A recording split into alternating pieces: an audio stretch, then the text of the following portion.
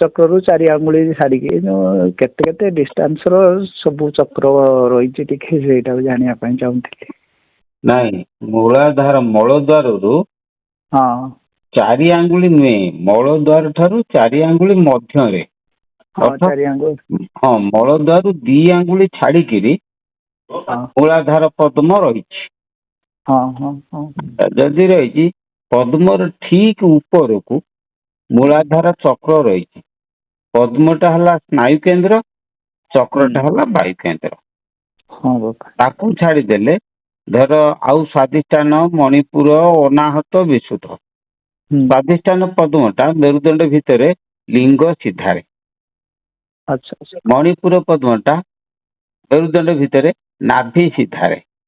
ହଁ ଅନାହତ ପଦ୍ମଟା ମେରୁଦଣ୍ଡ ଭିତରେ ଅନାହତ ଚକ୍ର ସିଧାରେ। ବିଶୁଦ୍ଧ ପଦ୍ମଟା କଣ୍ଠ ଚକ୍ର ସିଧାରେ। ହଁ ସେଇଟା ଲଲାଟ ଯୋଉ ପଦ୍ମ ଟିକେ ସେଇଠି ବିଶୁଦ୍ଧ ଚକ୍ରଟା ଯୋଉ ଆମର ଅନାହତ ଚକ୍ର ଆଉ ବିଶୁଦ୍ଧ ଚକ୍ର ନା ପୁରା କଣ୍ଠ ପାଖର ବିଶୁଦ୍ଧ ଚକ୍ର ସିଧା ରହୁଛି? କଣ୍ଠ ନଳୀ ଯୋଉଟା ରହିଛି, ହଁ କଣ୍ଠ ନଳୀ ବି ତମେ ଦେଖ, କଣ୍ଠରେ ହାତ ମାରିକି ଗୋଟେ ଉଚ୍ଚା ଜାଗା ରହିଛି ନା ନାଇଁ? ହଁ ସେଇ ଉଚ୍ଚା ଜାଗା ମଧ୍ୟରେ ଯୋଉ ଶୂନ୍ୟଟା ରହିଛି ସେଇଟା ହଉଛି ବିଶୁଦ୍ଧ ଚକ୍ର। ଆଚ୍ଛା ଆଚ୍ଛା ଆଚ୍ଛା, ପୁରା ମେରୁଦଣ୍ଡ ସିଧାରେ ବି ସେଟା ରହିଛି ଆଉ। ମେରୁଦଣ୍ଡ ସିଧାରେ। ଆଉ ତେଣୁ ସେଇଟା ତାରି ସେଇ ଭୂ ସମାନ୍ତର ରେଖାରେ ମେରୁଦଣ୍ଡ ଭିତରେ ବିଶୁଦ୍ଧ ପଦ୍ମ ରହିଛି। ହଁ ହଁ ଆଚ୍ଛା, ଅନାହତ ଚକ୍ର ହଉଛି 2 ସ୍ତନର ମଧ୍ୟଗତ, ତାହାକୁ ବୋଲି ଅନାହତ। ହଁ ସ୍ୱର ପେଟିକା, ଟ୍ରାକିଆ ବୋଲି କହନ୍ତି। ସେଇ ସ୍ୱର ହଁ ପେଟିକା ମଧ୍ୟରେ ଯୋଉ ଶୂନ୍ୟ ରହିଛି ସେଇଟା ହଉଛି ଅନାହତ ଚକ୍ର। ତାହାରି ହଁ ସିଧାରେ ମେରୁଦଣ୍ଡ ଭିତରେ ଯାହା ରହିଛି ସେଟା ହେଲା ଅନାହତ ପଦ୍ମ। ଆଉ ହଁ ଭ୍ରୁ ମଧ୍ୟ କେନ୍ଦ୍ର, ଭ୍ରୁ ମଧ୍ୟ କେନ୍ଦ୍ରରେ ଯୋଉଟା ରହିଛି, ଯୋଉ ଶୂନ୍ୟ ସ୍ଥାନ ରହିଛି, ସେଟା ହେଲା ଲଲାଟ ଚକ୍ର। ଆଉ ସେଇ ସିଧାରେ ଲଘୁ ମସ୍ତିଷ୍କ ମଧ୍ୟରେ ଯୋଉଟା ରହିଛି ସେଇଟା ହଉଛି ଆଜ୍ଞା ପଦ୍ମ। ଆମର ସେଟା ଲଳନା ଚକ୍ର ଉପରକୁ ବାବା ଗୁରୁ ଚକ୍ରଟା ନା ନା ଗୁରୁ ଚକ୍ର ସେଇଠି କୋଉଠି ଅଛି କାଇଁ? ମୁଁ ପଢିଥିଲି ସେ ନିଗମାନନ୍ଦ ଠାକୁରଙ୍କ ବହିରେ ଯେ ଆଜ୍ଞା ଚକ୍ର ଉପରକୁ ଗୁରୁ ଚକ୍ର ଅଛି ବୋଲିକି ଯେ। ହଁ, ଆଜ୍ଞା ଚକ୍ର ଉପରକୁ ଗୁରୁ ଚକ୍ର ଅଛି। ହଁ ଗୁରୁ ଚକ୍ରଟା ରହିଛି ଦୁକୁ ଦୁକି ତଳୁକୁ। ଆଚ୍ଛା ଆଚ୍ଛା ଆଚ୍ଛା। ଗୁରୁ ଚକ୍ରଟା ଆଜ୍ଞା ପଦ୍ମ ଉପରେ ଠିକ ଯେ, କିନ୍ତୁ ହଁ ସେଇଟା ଗୁରୁ ସହସ୍ରାର ପଦ୍ମ ଠିକ ତଳୁକୁ ରହିଲା ଗୁରୁ ଚକ୍ର। ଆହୁରି ସେଇ କଥା ଗଲେ କେତେଟା ଜିନିଷ ଅଛି ସେ ଆସିଲେ ସେଟାକୁ। କଥା ହବା ଆଉ। ହଁ, ଗୁପ୍ତ କଥା କେତେଟା ଅଛି ସେଗୁଡାକ ଆଉ ଫୋନ ଫାନ ସେ ସେ ଆସିଲେ ସମସ୍ତେ ଗୁରୁ ହଁ ଗୁରୁ ଫୋନ। ଗୁରୁ କରୁଛୁ ତା। ହଁ, ମୁଁ ନିଗମାନନ୍ଦ ଠାକୁରଙ୍କର ଦୀକ୍ଷା ନେଇଥିଲି। ହୁଁ। କିନ୍ତୁ ସେ ବହି ପଢିଲେ ତାର କିଛି ମାନେ ବାଟ ପାଇପାରୁନି। ତାପରେ ସେଇ ବହି ଗୁଡାକ ନେଇଆସିବୁ, ମୁଁ ବତେଇଦେମି ଏଠି। ତାପରେ ଯୋଉ ମନ୍ତ୍ର ଗୁରୁଙ୍କ ପାଖରୁ ନେଇଥିଲି, ସେ ଗୁରୁ ତ ଚାଲିଗଲେଣି, କିନ୍ତୁ ସେ ମନ୍ତ୍ର ଜପ କଲେ ମନ ଏକାଗ୍ରତା ରହୁନି, ମାନେ ଯେତିକି ରହିବା କଥା ସେତିକି ରହୁନି। ତେଣୁ ମୁଁ ଆପଣଙ୍କ ପାଖରୁ, ସେଥିରେ ବି ଲେଖା ଅଛି ଯିଏ ହାତ ମାରିକି ବତେଇ ଦେଲା ତାଙ୍କୁ ହିଁ ଯିଏ ଜାଣିଛନ୍ତି। କାରଣ ମୁଁ ଜାଣିଛି ଯେ କି ସେ କହିଛନ୍ତି, ସେଥିରେ ବି କହିଛନ୍ତି ଗୁରୁ କରିବା ପାଇଁ। ହୁଁ, ନା ସେ ଆମେ ବି ଏଫ୍‌ସେଟ୍ ଛାଡୁନୁ କି? ଆମେ ବି ହଁ ଏଫ୍‌ସେଟ୍ ଛାଡୁଛୁ ଗୁରୁ କରିବା ପାଇଁ। ହଁ, ନାଇଁ କିଏ କେମିତି କହୁଛନ୍ତି ସେ କଥା ନୁହଁ। ତାପରେ ମୁଁ ମତେ ଦୟାନନ୍ଦ ବାବାଙ୍କର ଶୂନ୍ୟବାଣୀ ଥିଲା ଯେ ମୁଁ ଶାଳବଣୀରେ ଅଛି, ମୋ ପାଖକୁ ପଳେଇଆ। ହୁଁ। ମୁଁ ଏଇ ଶାଳବଣି କୋଉଠି କୋଉଠି ଖୋଜି ଏପର୍ଯ୍ୟନ୍ତ ବି ଜାଣିପାଇଲି ନାହିଁ। କିନ୍ତୁ ଶାଳବଣି ଆମର ଏଇ କେଉଁଝର ପାଖରେ, ହଁ ଘସିପୁରା ଆଗକୁ। ମତେ ଦୟାନନ୍ଦ ବାବା ଶୂନ୍ୟରୁ କହିଲେ ଜଟାପଟା, ମୁଁ ଏବେ ବି ଦେଖିଲେ ଚିହ୍ନିଦେବି। ମତେ କହିଲେ ତୁ ଏଠିକି ପଳେଇଆ, ଯେହେତୁ ମୁଁ ସର୍ଭିସ କରିସାରିଛି। ମୁଁ ଆଉ ଏଣେ ଛୁଆ ପିଲା, ମତେ ମନା କରିଥିଲେ ତୁ ବାହା ହବୁନି, ଶୂନ୍ୟରେ ବି ମନା କରିଦେଇଥିଲେ।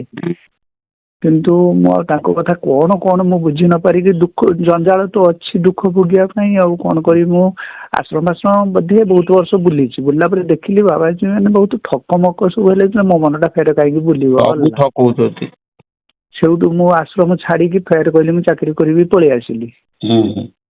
ନହେଲେ ମୁଁ ଥିଲି, ମୁଁ ହିମାଳୟ ସବୁଆଡେ ଏଇ ମୟୂରଭଞ୍ଜ ସବୁ ବହୁତ ମଠ ବୁଲିଛି। ବାବାଜୀ ମାନେ ସବୁ ଏଠି ଗୋଟେ ମଠର ମତେ କହିଲେ ତୁ ଛୁଆ ରହ। କିନ୍ତୁ ସେ ବାବା କଣ କଲେ ନା, ସମସ୍ତଙ୍କର ଗୋଟେ ବିଶ୍ୱାସ ଅଛି, ସିଏ ଘିଅ ରହିକି ଆଳୁ ଚକଟିକି ଯେତେବେଳେ ବିକିଲା, ଲୋକ ଆସିଲେ ବାଡେଇଲେ ଧରିକି ତାକୁ। କଣ ହେଲା? ସିଏ ଗାଈ ଗୋଟେ ମଠର ଥିଲା। ହଁ। ଯେଣୁ ଥିଲା ଯଦି ଲୋକମାନଙ୍କର ବିଶ୍ୱାସ ବାବା ଭଲ ଘିଅ ଦେବେ। ହଁ। ଇଏ କଣ କଲେ ନା, ସିଏ ଘିଅରେ କି ଆଳୁ ଚକଟିକି ବେଶୀ ପଇସା ପାଇବ ବୋଲିକି ତାକୁ ବିକିଲା, ବିକି ତା ଛୁଆ ପିଲା ଅଛନ୍ତି ତାକୁ ଦିଏ। ସେଟା ସାଧୁ ନୁହଁ।